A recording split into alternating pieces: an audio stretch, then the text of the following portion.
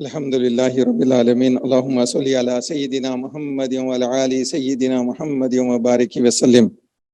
अऊज़ु बिल्लाहि मिनश शैतानिर रजीम। बिस्मिल्लाहिर रहमानिर रहीम। रब्बि इश्रह ली सदरी व यस्सिर ली अमरी वहलुल उक़दतम मिन लिसानी यफ़क़हू क़ौली।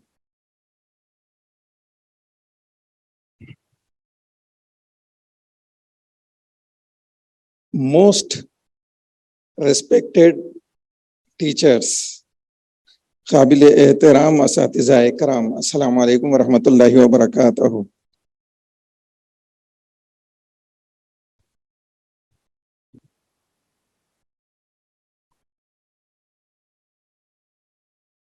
वो आप लोग कहावत सुने होंगे हैदराबाद में, चील उड़ी तो भैंस उड़ी बोलते हैं।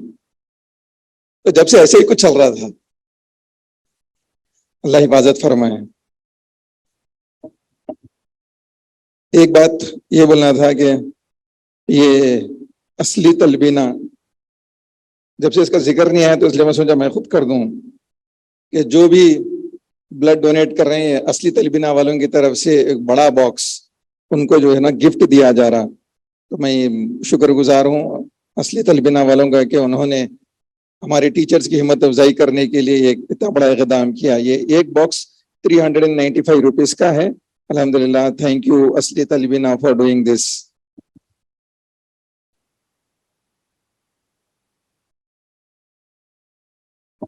मुनव्वरुज़्ज़मान साहब एक जबरदस्त टीचर है और उनकी जो बातें थी उसके अंदर मैं एक ही बात कह सकता हूं कि वो आदमी जो अपने माजी को नहीं भूलता, वो आदमी जो अपने माजी को नहीं भूलता, वो अपने मुस्तकबिल को बेहतर से बेहतर संवार सकता है, आगे बढ़ा सकता है और ऊंचे ऊंचे मुकाम हासिल कर सकता है। ये खास बात मुनव्वरुज़्ज़मान साहब के पास है। मुझे भी नहीं पता इतनी सारी बातें जो उन्होंने कही थी। बस अगर किसी की कोई अगर इमदाद करता है, उसकी मदद करता है, उसको सपोर्ट करता है, तो वो जिसकी जरूरत पूरी हो रही है उसकी दुआओं की वजह से अल्लाह किसी को खड़ा कर देता। मैं उन खुशकिस्मत लोगों में से हूं जिनको अल्लाह ने जरूरतमंद के लिए खड़ा किया था और उनका काम बन गया। लेकिन ये उनकी बड़ाई है, उनकी खूबी है कि उन्होंने इसे भूला नहीं, उसे सबके सामने प्रेजेंट किया। मैं एक्सपेक्ट नहीं कर रहा था, लेकिन मैं उम्मीद करता हूं कि जमान साहब इंशाल्लाह अपनी जिंदगी में और ज्यादा कामयाब होंगे, तरक्की करेंगे और ऊंचे मुकाम पर पहुंचेंगे। एक बात तो मैं आपको बताता चलूं कि अल्लाह सुब्हानहू तआला ने हमको अपने असातिज़ा की इज्जत करने के लिए कहा है और असातिज़ा की इज्जत करना बहुत ज्यादा जरूरी है। मैं खुद अपने टीचर्स को अल्हम्दुलिल्लाह रब्बिल आलमीन बहुत याद करता हूँ, बहुत रेस्पेक्ट करता हूँ और उनके कॉन्ट्रीब्यूशंस को भूलता नहीं हूँ। और मैं अपने टीचर्स, चाहे वो मुस्लिम हो नॉन मुस्लिम हो, मैं उनका पूरा मुकाम और उनका मर्तबा देता हूँ, उनकी दुआएं लेता हूँ। यही वजह है कि अल्लाह सुब्हानहू तआला ने मुझे आज इस मुकाम पर खड़ा किया है। एक और बात आपको मैं बता दूं कि ये जो हमारा प्रोग्राम होता है गुफ्तगू, आप में से कितने लोग इसको देखते हैं? हाथ खड़ा करें। जितने हाथ खड़े ना, उतने व्यूअरशिप नहीं मिलते मुझे जब मैं देखता हूँ यूट्यूब पर। तो अगर आप देखते हैं तो यूट्यूब पे जाके देखिए, तो हमारे नंबर इधर बढ़ा हुआ मिलता है। आप व्हाट्सएप से डायरेक्ट खोल सकते हैं, लेकिन नीचे यूट्यूब लिंक रहता है, आप उसको अगर क्लिक करेंगे तो अच्छा रहेगा, देखना चाहिए। मैं तो चाहूंगा कि हमारी जितनी एमएस फैमिली है वो सारी की सारी एमएस फैमिली हमारे यूट्यूब चैनल को सब्सक्राइब करें, ताकि उसका उसका उसकी उसकी अहमियत बढ़े और उससे से ज्यादा लोग फायदा उठाने वाले बने। तो प्लीज अभी भी चाहे तो आप मेरी स्पीच के बीच में भी आप उसको खोल सकते हैं, यूट्यूब को गुफ्तगू ओपन कर सकते हैं और सब्सक्राइब कर सकते हैं। मुझे आपके ऐसा करने पे कोई ऑब्जेक्शन नहीं होगा। आई will be more than happy for it. एक बात, बहुत खास बात मैं आपके सामने करने जा रहा हूं, वो ये है कि अगर किसी ने मुझसे अगर पूछा कि आपने अपनी जिंदगी में, आई एम 50 ईयर्स नाउ अल्हम्दुलिल्लाह रब्बिल आलमीन, फरवरी में 50वें, अगर मुझसे कोई पूछे कि आपने अपनी जिंदगी में क्या कमाया है, अगर किसी ने मुझसे पूछा कि आपने अपनी जिंदगी में क्या कमाया है, तो मैं अल्हम्दुलिल्लाह रब्बिल आलमीन एक वर्ड में जवाब दे सकता हूं, सिर्फ एक ही वर्ड में जवाब दे सकता हूं, और वो है अल्हम्दुलिल्लाह रब्बिल आलमीन, ट्रस्ट। जी हाँ, ट्रस्ट, TRUST। मैंने लोगों के दिलों में अल्हम्दुलिल्लाह रब्बिल आलमीन अपना मकाम बनाया है अपने कमाई के जरिए से, और वो कमाई मेरी है भरोसा। भरोसा, लोग भरोसा करते हैं। अल्हम्दुलिल्लाह रब्बिल आलमीन, अल्लाह ने मुझे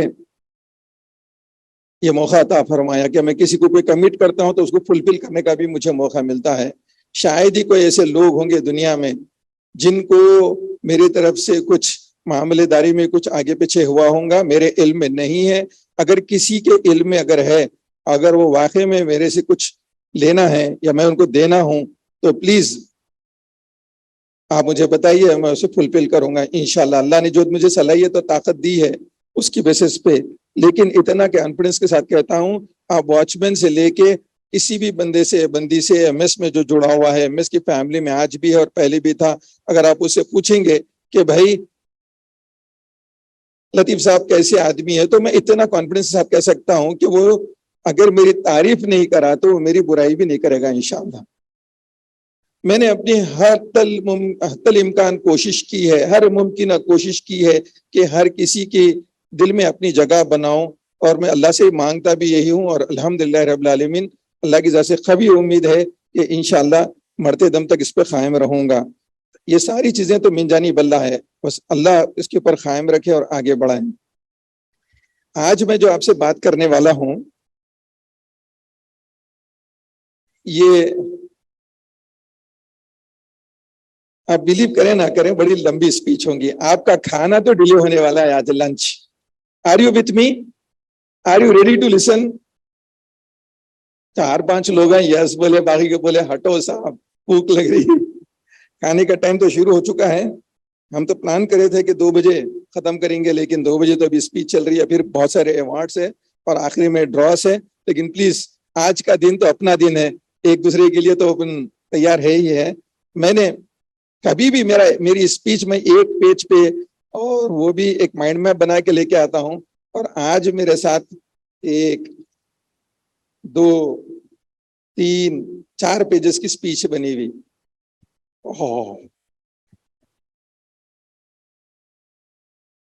मैं अपने आप को रोक नहीं सका जब मैं ये स्पीच बना रहा था, और मैं समझता हूं कि ये जरूरी भी है कि इसके ऊपर हम आप लोगों से बात करूं। और आपको एक बात और बता दूं, आज मैं उम्रे का एक 25 लोगों को भेजने का एक पैकेज हम कर रहे हैं, उसका इंशाल्लाह ड्रॉ भी होगा, कुरानंदाजी होंगी, और जो सेलेक्ट होंगे उनको भेजेंगे।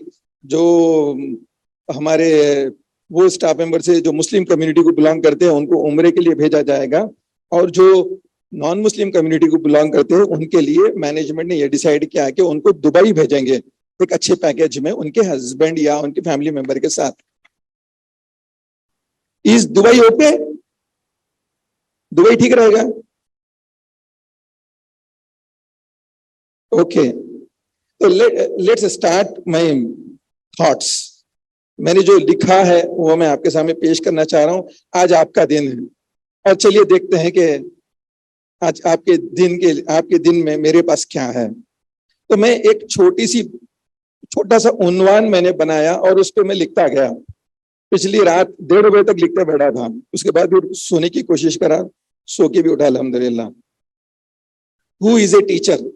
टीचर कौन है, ये मेरा उन्वान है।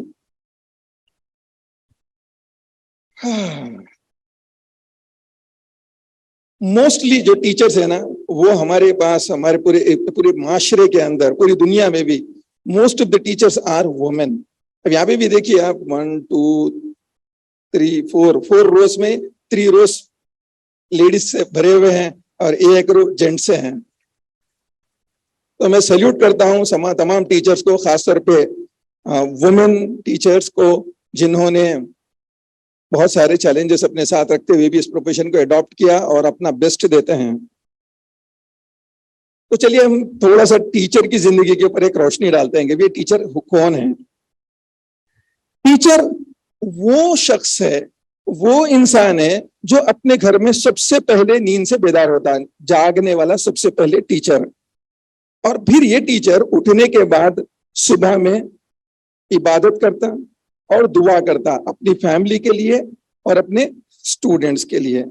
फिर यही वो टीचर है जो अपने घर के सारे काम कंप्लीट करता है, यानी अगर बर्तन है तो उसे धोना और घर में साफ सफाई करना, सारी चीजों को वापस अपनी जगह सेट रखना और घर के तमाम लोगों की जरूरतों के लिए पूरा ख्याल करना और हर चीज, यानी मैं तो कहूंगा कि झाड़ू लगाना, पोछा लगाना, हर चीज यही टीचर करता है।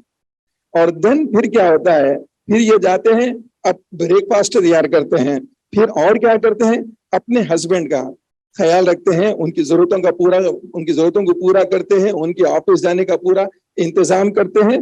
फिर यही टीचर्स अपने घर के जो बड़े होते हैं, सास ससुरे है या माँ बाप है, और भी अगर कोई घर में बड़े रिश्ते लोग हैं, उनका पूरा इंतजाम और ख्याल रखते हैं। फिर यही टीचर अपने बच्चों को स्कूल के लिए तैयार करते हैं। फिर यही टीचर अपने बच्चों के लिए टिफिन तैयार करते हैं, अपने आप के लिए टिफिन तैयार करते हैं, अपने हस्बैंड के लिए टिफिन तैयार करते हैं। फिर यही टीचर, इसमें से अक्सर ऐसे जो अपने बच्चों को स्कूल पे ड्रॉप करते हैं। फिर यही वो टीचर है जो अपने स्कूल पे बस से पहले पहुंचते हैं। फिर यही वो टीचर है जो अपने स्कूल में एड्रेस असेंबली को एड्रेस करते हैं या अटेंड करते हैं।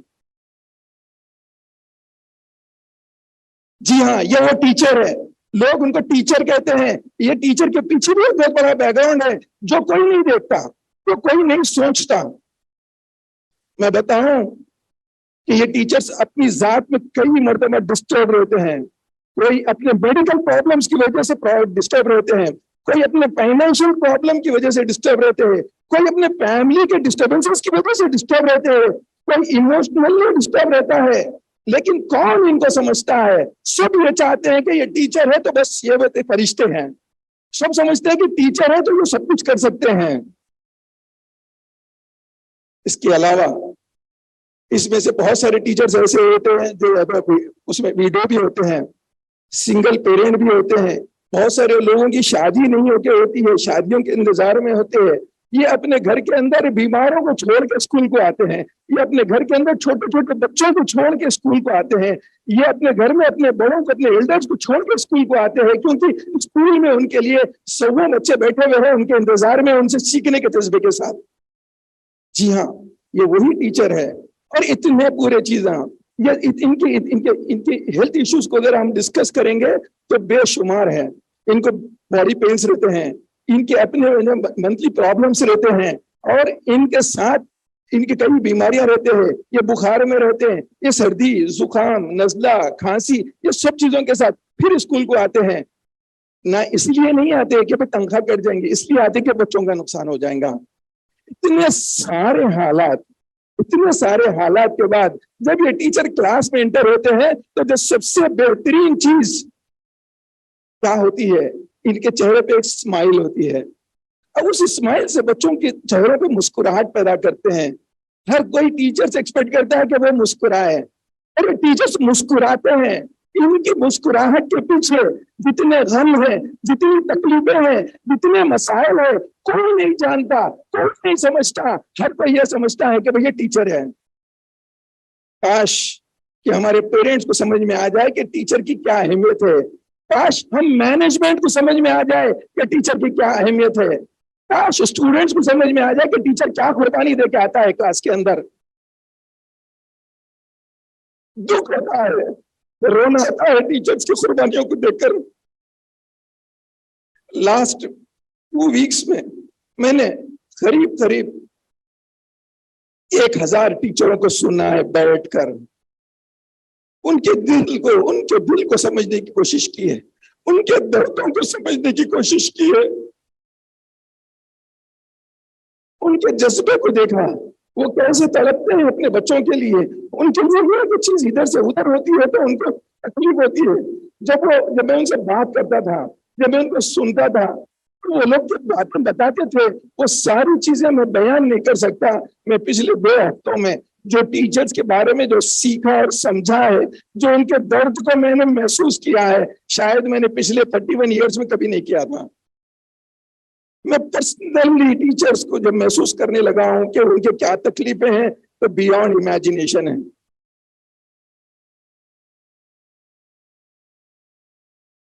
आखिर क्यों टीचर्स को वो मुकाम नहीं मिलता है जो उनको मिलना चाहिए?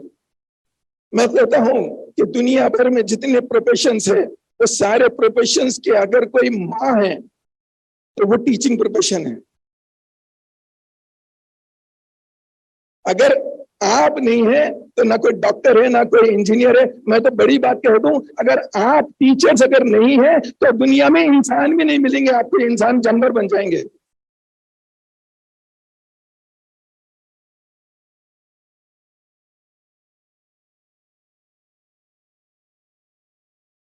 टीचर्स के साथ क्लास के अंदर चैलेंजेस हैं।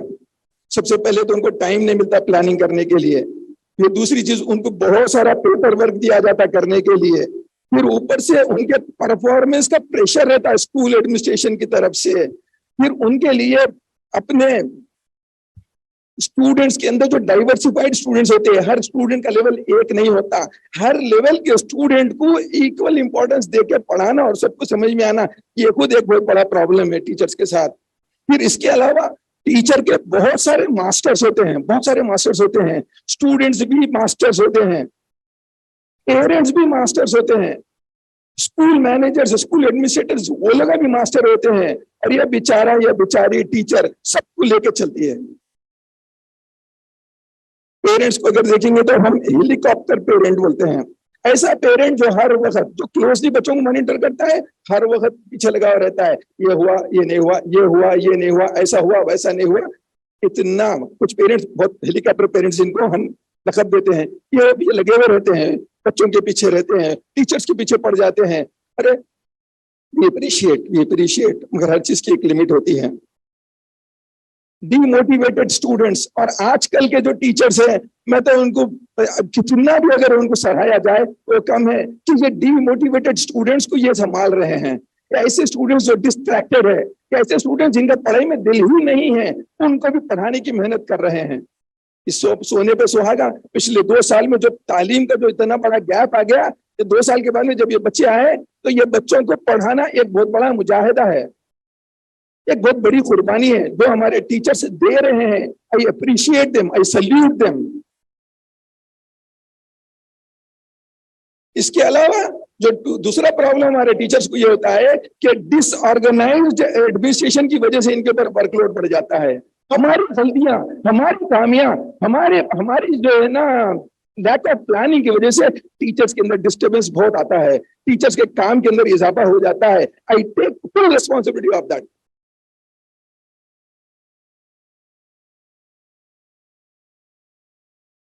ऐसे में टीचर बर्न आउट नहीं हो तो क्या होंगे, बेजार नहीं हो तो क्या होंगे, टीचर्स को फ्रस्ट्रेशन डेवलप होता, टीचर्स अपने आप में हेल्पलेसनेस महसूस करते, टीचर्स के अंदर डिससेटिस्फेक्शन पैदा होता, टीचर ओवर वर्कलोड महसूस करते और ओवरवर्कड महसूस करते, टीचर अपने आप को महसूस करते कि हमको सपोर्ट नहीं मिल रहा, टीचर्स ये महसूस करते हैं कि, और हकीकत भी है कि टीचर्स आर अंडर पेड, और उसके अंदर टीचर्स को अपने पर्सनल टाइम नहीं मिलता, और उसके अलावा उनको अपनी वर्क लाइफ बैलेंस करने के लिए बहुत मुश्किल होती, और उनको बराबर रेस्ट नहीं मिलता, उनको जो है ना फाइनेंशियल इंसेंटिव्स नहीं दिए जाते, उनको जो है ना उनके प्रोफेशन को जो है ना प्रेस्टीज जो मिलना चाहिए वो नहीं मिलता।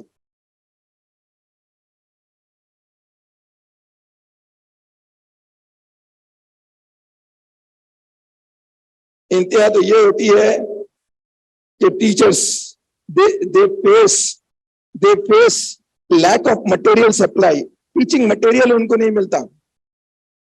बहुत सारे मौकों पे होता, हमारे पास भी होता, मैं इसको एग्री करता हूं। जैसा टीचिंग मटेरियल चाहिए, जो तैयारी करना है, वो उनको नहीं मिलता।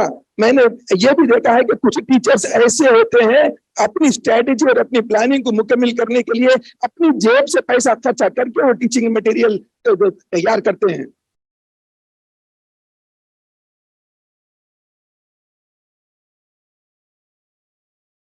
फिर हमारे ये टीचर्स के लिए सबसे बड़ा मसला ये होता है कि हमारे एग्जाम्स, हमारे जो टेस्ट लेने का जो पैटर्न है ना, वो भी पूरा एक स्टैंडर्डाइज होता है। हर लेवल के बच्चे को एक ही टाइप का एग्जाम कंडक्ट किया जाता है, और फिर पूरे बच्चों का रिजल्ट टॉप का होना मैनेजमेंट को, क्योंकि मैनेजमेंट को जवाब देना है पेरेंट्स को। और यही टीचर्स है जिनको पेरेंटल सपोर्ट नहीं मिलता, और जो एजुकेशनल ट्रेंड्स जो चेंज हो रहे हैं, ये एक बहुत बड़ा चैलेंज है जिसको हमारे टीचर्स फेस कर रहे हैं। ऊपर से टीचर्स के ऊपर जो है ना एक बहुत बड़ी पाबंदी है कि भाई क्लास के डिसिप्लिन को मेंटेन करने के लिए उनके ऊपर रेस्ट्रिक्शंस है। आप ये नहीं कर सकते, ये नहीं कर सकते, ये नहीं कर सकते, इतना सब नहीं करना। उसके बाद में बच्चा डिसिप्लिन रहना, बच्चा पढ़ना, बच्चा सब कुछ अच्छा करना, चाहे कुछ भी हो जाओ, क्लास में से आवाज बाहर नहीं निकलना। अगर क्लास में अगर बच्चे गड़बड़ करे, टीचर एक क्रिएटिव अंदाज में पढ़ा रहे हैं और बच्चे जो है ना आवाज से टीचर के साथ रिदम में कोई काम कर रहे हैं, फौरन कोऑर्डिनेटर पहुंच जाएंगे, फौरन वाइस प्रिंसिपल पहुंच जाएंगे, फौरन प्रिंसिपल पहुंच जाएंगे, ये क्या गड़बड़ हो रही, क्यों इतना जो ना हो शोर मचाया जा रहा, दूसरे क्लासेस सब डिस्टर्ब हो रहे हैं, और टीचर के जो क्रिएटिविटी है उसको सप्रेस कर देते हैं हमारे पास।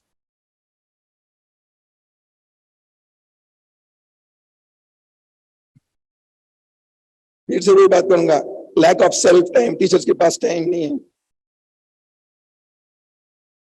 हमारे जो टीचर्स हैं एक ही टाइम पे ये कई रोल्स अदा करते हैं।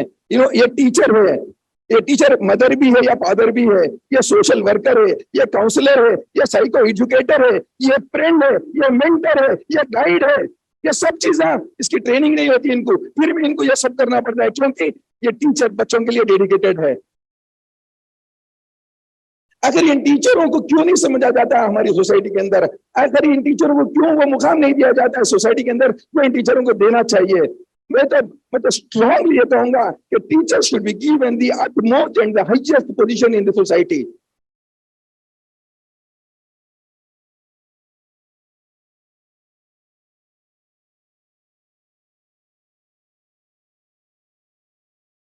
टीचर्स को जो है ना उनकी जो रिस्पॉन्सिबिलिटीज है ना वो बहुत ज्यादा दी जाती है, जबकि टीचर्स, पेरेंट्स, स्टूडेंट्स ये तीनों मिलकर काम करे तो रिजल्ट आता है। लेकिन सबसे ज्यादा रोल अगर किसी को निभाना पड़ता है तो वो टीचर को निभाना पड़ता है, क्योंकि पेरेंट्स तो गैर जिम्मेदार हो जाते हैं अक्सर, और स्टूडेंट्स लापरवाह रहते हैं, तो एज अ टीचर को ही सारे कामों को निभा के उसको मुकम्मल करना पड़ता है।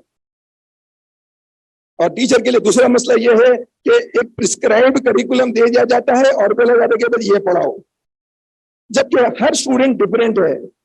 हर स्टूडेंट की जो अंडरस्टैंडिंग की जो कैपेसिटी है, जो उनकी पेस है, जो अंडरस्टैंड करने की जो उनकी सलाहियत है, वो बहुत डिफरेंट होती है। लेकिन एक चीज मुसल्लत होती है जो टीचर को करना होता है, और फिर वो टीचर से रिजल्ट भी पूछा जाता है।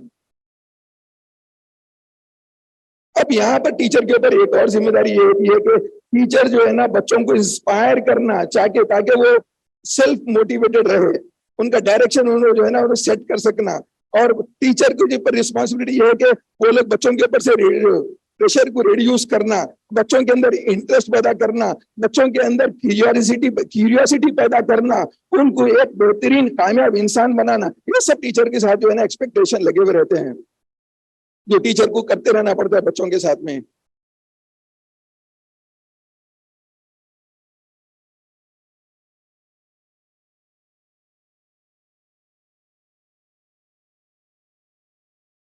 टीचर के लिए एक और रिस्पॉन्सिबिलिटी होती है कि बच्चों को क्लास के बाहर भी काम कराना पड़ता है। खाली हर चीज वही 40 मिनट दिए जाते हैं उसके अंदर करने से बहुत मुश्किल हो जाती है, और पूरी कोई सारी चीजें क्लास के अंदर होना भी नामुमकिन है।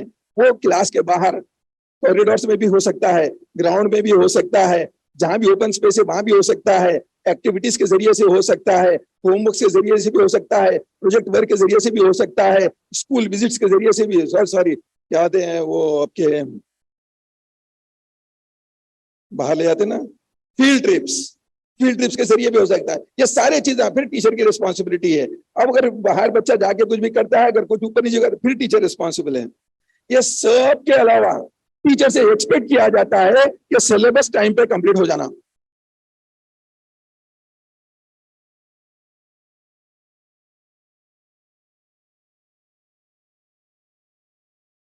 फिर टीचर की जिम्मेदारी ये है कि क्लास को हर वक्त लाइव रखना, कभी भी क्लास में बच्चों को बोर होने नहीं देना, ऑलवेज कुछ तो भी नया बच्चों को देते रहना, बच्चों को मोटिवेट करते रहना, इंकरेज करते रहना, इन्वॉल्व करते रहना, उनको अपनी तरफ उनका रुझान बनाए रखना, बस टीचर की एक जिम्मेदारी हर वक्त रहती है।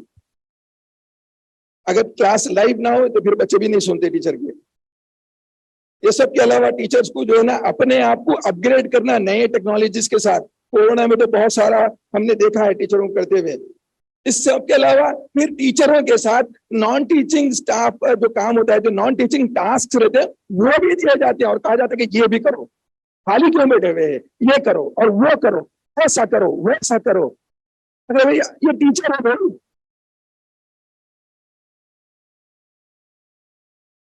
ये सब के अलावा थोड़ा सा सांस लेने टीचर बैठते तो उनसे कहा जाता है कि सब्स्टिट्यूशन क्लास लीजिए, प्रॉक्सी टीचर बनिए।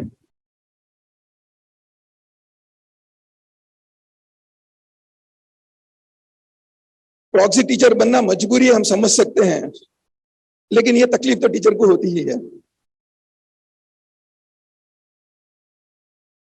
स्टूडेंट्स के प्रॉब्लम्स होते हैं जिसको टीचर की जिम्मेदारी है सॉल्व करना।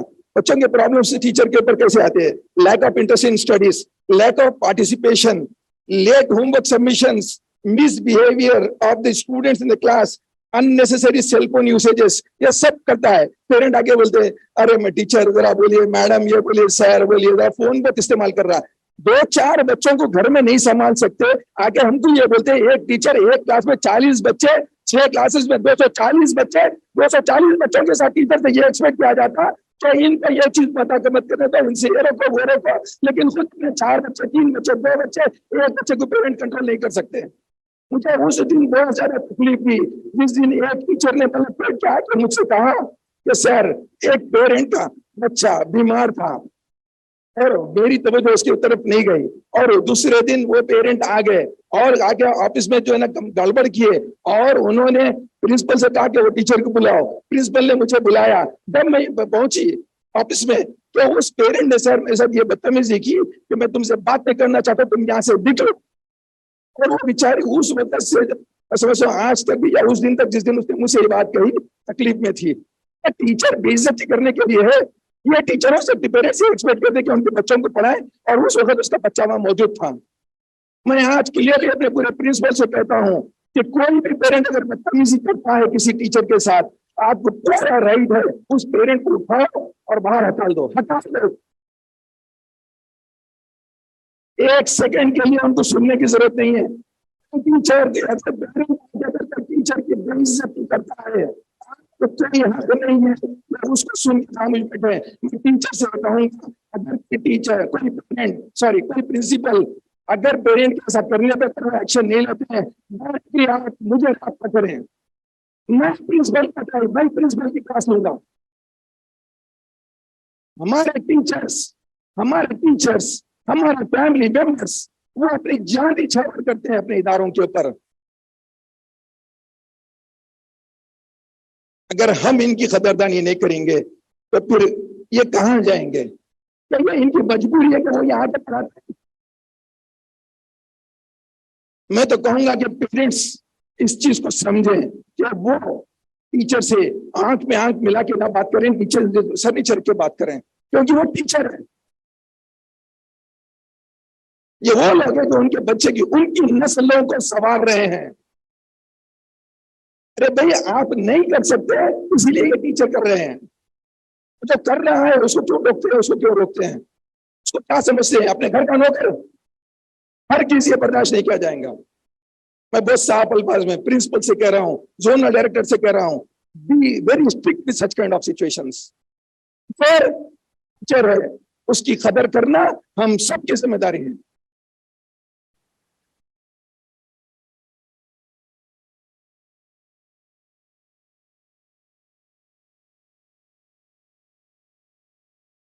ये सब के अलावा जब गर्मा में थोड़ा आराम करने की बात आती है तो टीचर से कहा जाता है कि 15 days 10 days professional enhancement programmes वगैरह आ जाइए।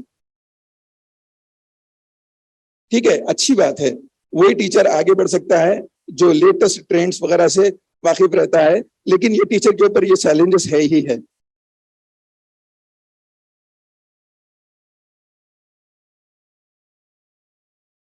ये तो हो गया स्कूल के हालात, चैलेंजेस। आइए स्कूल के बाद क्या होता है उसको भी हम थोड़ी सी रोशनी डालते हैं। सबसे पहली चीज, टीचर्स और teaching is not considered as one of the most sought after career in India. Particularly India में बहुत मुश्किल होते हैं, यहाँ पे उतना नहीं देता, मुखा नहीं दिया जाता। खाली टीचरों के नाम पे चर्चे, टीचरों के नाम पे तालियां बजवा लेना, टीचरों के नाम पे इमोशनल स्पीचेस दे देना, ये सब कुछ चलता है। लेकिन टीचरों का जो मुकाम है वो देना असल है। एमएस इस बात की कोशिश कर रहा है कि टीचर को उनका मुकाम दिया जाए। थोड़ी ही पहल हुई है, थोड़ी ही कोशिश हुई है, लेकिन believe me, teacher is a teacher. Teacher needs lot of respect from every angle, from every aspect, from every human being associated with the teacher. मैं तो ये कहूंगा कि अगर सास घर में है तो सास, अगर कोई टीचर है और उसकी अगर कोई सास है तो वो सास को चाहिए कि अपनी बहू की इंतहा से ज्यादा अदब और एहतराम करे, क्योंकि वो टीचर है।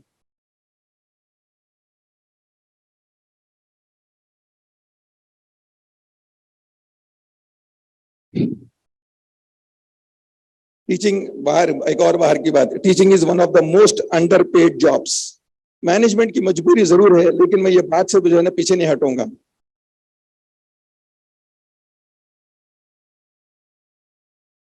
आपको पता है मोस्ट टीचर, बहुत सारे टीचर्स घर को जब वापस जाते हैं अपनी क्वालिटी टाइम स्पेंड करने के लिए, अपना पर्सनल टाइम स्पेंड करने के लिए, अपने वीकेंड्स पे स्पेंड करने के लिए, लेकिन उनके पीछे एक प्रॉब्लम लगी हुई रहती है। फिर वो क्या करते हैं कि बच्चों के लिए जो है ना, बच्चों के नोट्स लेके आके उसको करेक्शन करते हैं, और घर में बैठ के उनको लेसन प्लान्स बनाना पड़ता है, बच्चों के आंसर स्क्रिप्ट्स ले आके घर में करेक्शंस करना पड़ता है। फिर क्या बोले तो टीचर सिर्फ 6 घंटे की जॉब कर रहे हैं, 8 घंटे की जॉब कर रहे हैं, लेकिन ये घर में जो काम हो रहा है वो कोई भी नहीं देखता।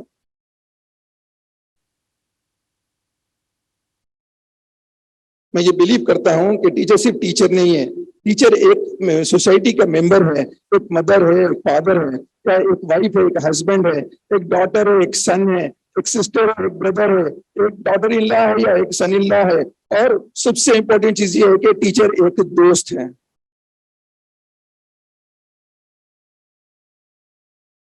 इसके अलावा सोसाइटी में एक टीचर का पर्सनल इमेज होता है, और सोसाइटी के एक जो है ना एक्सपेक्टेशन रहते हैं टीचर के लिए, कि सोसाइटी ये चाहती है कि एक टीचर जो है ना एक परफेक्ट टीचर का इमेज लेके चलना फिरना, घर के अंदर, घर के बाहर, स्कूल के अंदर, स्कूल के बाहर, हर जगह। और एक टीचर जो है ना हर वक्त एक कंजर्वेटिव मोरल पुलिस का काम करते रहना, बस। क्या टीचर की अपनी पर्सनल लाइफ नहीं है? क्या टीचर को दिल नहीं है? क्या टीचर के पास जज्बात नहीं है? क्या टीचर को खुश रहने का हक नहीं है? सारे प्रोफेशंस वाले कुछ भी कर लो, टीचर, हाँ टीचर ऐसा करे। दो लोग फर्ज करिए, एक आदमी एक टीचर के साथ उलझ गया, सपोज मेल टीचर की बात करता हूं, और किसी ने वो टीचर को गाली दे दी, और पलटा के टीचर ने उसको गाली दे दी। अब 4 लोग जमा हो जाते हैं, क्या हुआ भाई? तो अब टीचर से पूछे क्या हुआ, तो भाई इन्होंने बोल रहे यार, तो उनसे पूछे क्या हुआ, तो उन्होंने बोलते, टीचर बोलते उन्होंने मेरे को गाली दे तो मैं गाली दिया। तो लोग बोलते अरे भाई उन्होंने गाली दिया ठीक है, तुम कैसे गाली देते भाई, तुम तो टीचर है ना, उन्होंने तुम्हारे को मार दिया समझ में आ रहा, तुम कैसे मारते भाई, तुम तो टीचर है ना, मतलब टीचर है तो मार खाओ। अच्छी बात है, तो मतलब टीचर बोले तो हर चीज हाई फाई, और उसकी पर्सनल लाइफ पासो, उसकी इज्जत, यानी तो उसका विखार, यानी तो उसके इमोशंस, उसकी कोई भी वैल्यू नहीं है।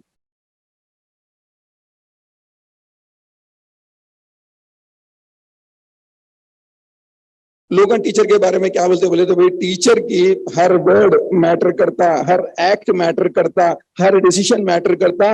ये टीचर के इन चीजों की वजह से बच्चों की या तो जिंदगी बनती है या बिगड़ती है।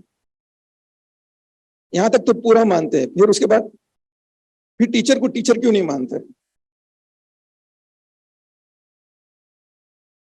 फर्ज करिए अगर कोई टीचर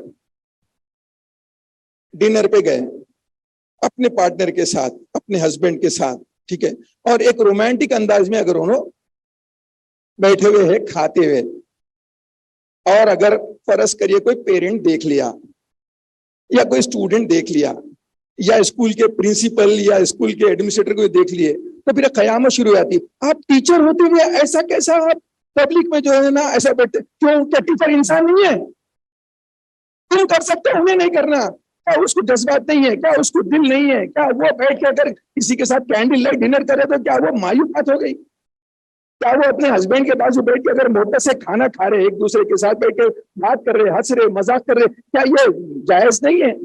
अगर कोई टीचर अपने हाथ से अपने हस्बैंड को खिला दे कहीं भी बैठ के, या अपने हस्बैंड के हाथ से खा ले, तो क्या बुरी बात है? लेकिन ऐसा नहीं हो सकता। हाँ, टीचर लोग ऐसा कर रहे, व्हाट डज दिस मीन?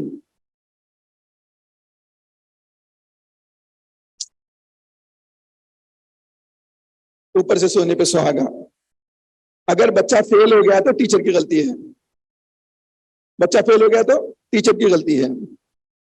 अगर बच्चा कामयाब हो गया तो बच्चे का अचीवमेंट है।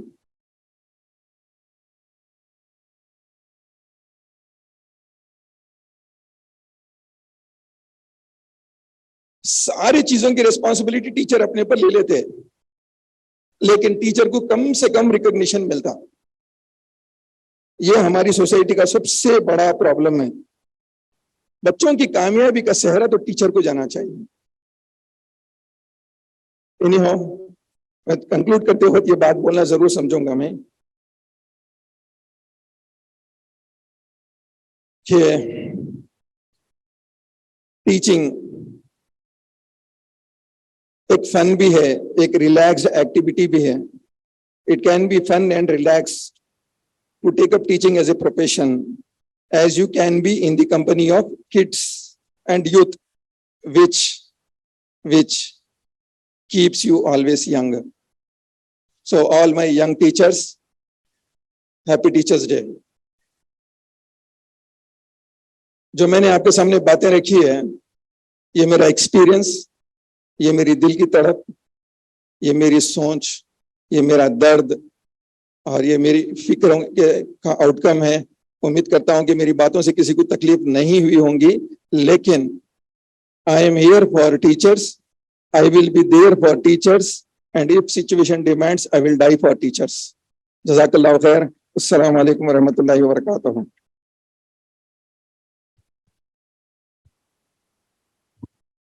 आखिरी में एक बहुत जबरदस्त अनाउंसमेंट, एक सरप्राइज अनाउंसमेंट आज आप लोगों को मिलने वाला है इंशाल्लाह। बहुत जबरदस्त सरप्राइज अनाउंसमेंट है। तो अभी जब अब शुरू होंगे, अब प्राइज डिस्ट्रीब्यूशन है, मेहरबानी करके उठ के जाने का माहौल मत बनाइए। हर प्राइज आके लेने वाले को, मोमेंटो लेने वाले को अप्रिशिएट करिए। और आखिरी में उम्र के ड्रॉस होंगे और उसके अंदर जो है सो ड्रॉ किया जाएगा, तो आप लोगों को सब चांस से होगा। जो मेरे सरप्राइज वो है ना, ड्रॉ है ना, और एक सरप्राइज अनाउंसमेंट है, वो ड्रॉ नहीं है, एक सरप्राइज अनाउंसमेंट है। मैनेजमेंट ने ये डिसाइड किया है कि स्टाफ में से एक स्टाफ मेंबर को अगले साल हज पे भेजा जाएगा इंशाल्लाह।